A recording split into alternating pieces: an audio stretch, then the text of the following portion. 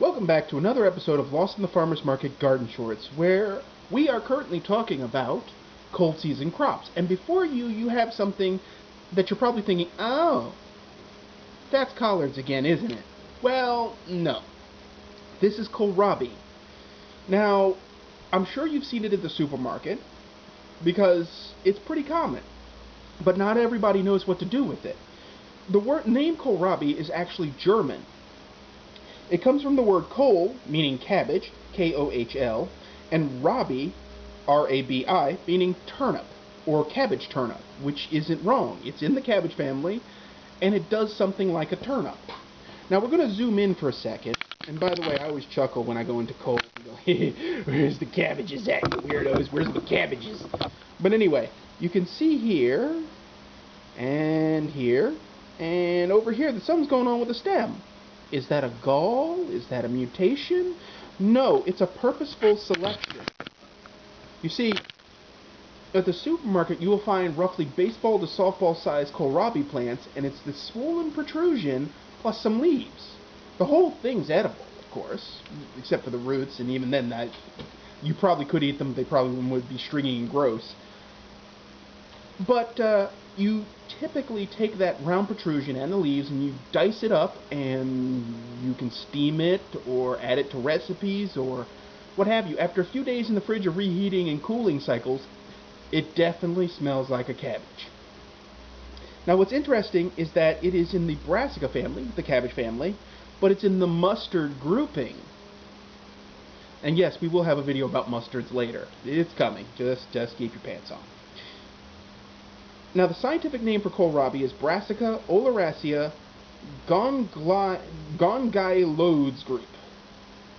Gongylodes. That's just, I've practiced that word many times and I still can't get it right. Now, Gongylodes means stem eaten as vegetable, which is accurate.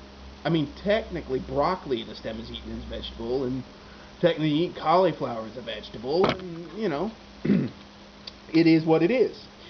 But what's interesting is that kohlrabi is from Northern Europe. It was first distinguished about 500 years ago and got to the USA by about 1800.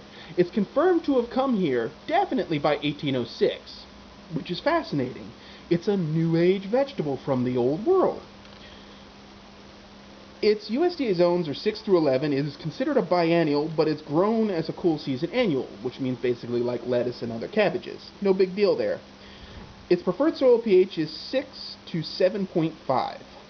Its exposure is full sun, its height can be 6 to 12 inches, and its width can be 10 to 12 inches. As I mentioned, it's also known as cabbage turnip. However, the actual cabbage turnip would be jealous to know that it has that name, and yes, I'm talking about rutabagas, but we'll get to that later.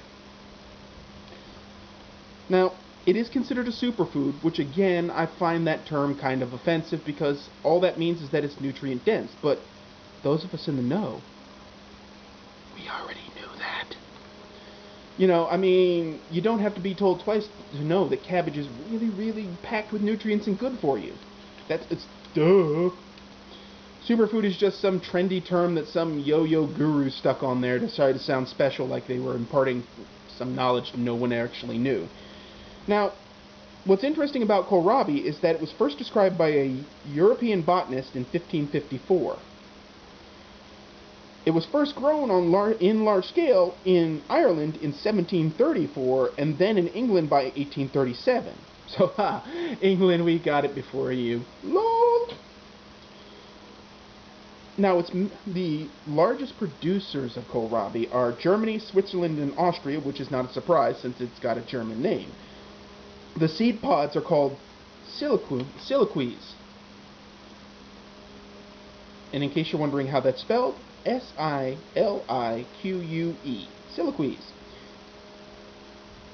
Sounds like a strange noise a mouse would make when being stepped on. But anyway, the largest grown kohlrabi on record weighed 96 pounds and 15 ounces and was grown in Alaska in 2006.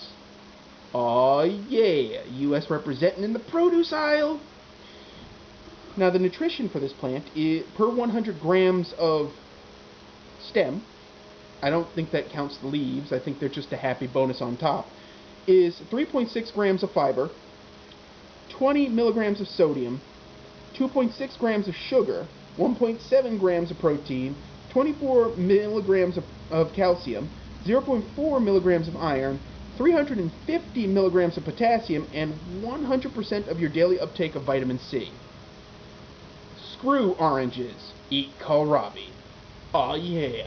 Plus, I mean, let's face it, oranges are temperature locked and can't grow everywhere, whereas kohlrabi can grow just about everywhere. I mean, you know, it's funny how this works out.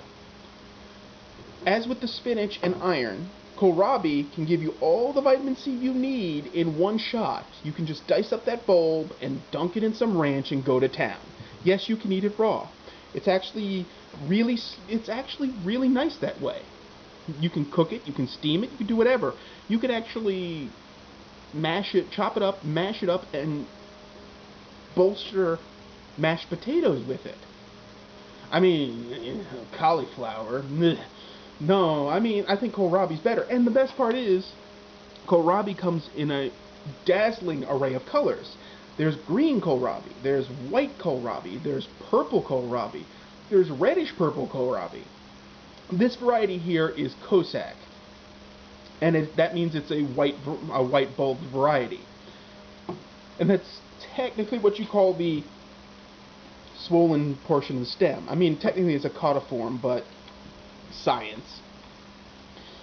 But anyway, you should go grow kohlrabi because you not only get a leaf crop, but you also get a nutritious stem crop, which is 2 for the price of 1. It takes the same care as, you know, kale and collards and cabbage. It's nothing special. Like all collards, it is kind of a heavy feeder, so you have to entrench that soil beforehand. My favorite entrenching method is composted animal manure, and, you know, like, this is not a cheap plug, but something like black cow or chicken manure, or something like that, or mushroom compost. Anything. Usually with mushroom compost, because it's low nutrient but high organic matter, I tend to throw down some mineral-based tobacco fertilizer just to, you know, boost it a little bit. And plus, the slow-release tobacco fertilizer will be there still in some part in the spring when the cold season crops are swapped out for tomatoes and things. I'll have to redo it anyway because, I mean, cabbages suck up all the nutrients, but whatever. Now, these plants, I noted that they have a width of 10 to 12 inches, so that means you probably should give them about 14 to 16 inches of spacing, just so they have enough room and air circulation. They can get foliar diseases, the cabbage moths, and other stuff. Spaced properly, you'll spot the damage early, which is a benefit to you. And beyond that, I mean, realistically, they don't have any problems, other than the fact that most people have no idea how good kohlrabi is. But those of you who watch this video now know. And you can go out to your supermarket produce aisle and be like, where's my kohlrabi?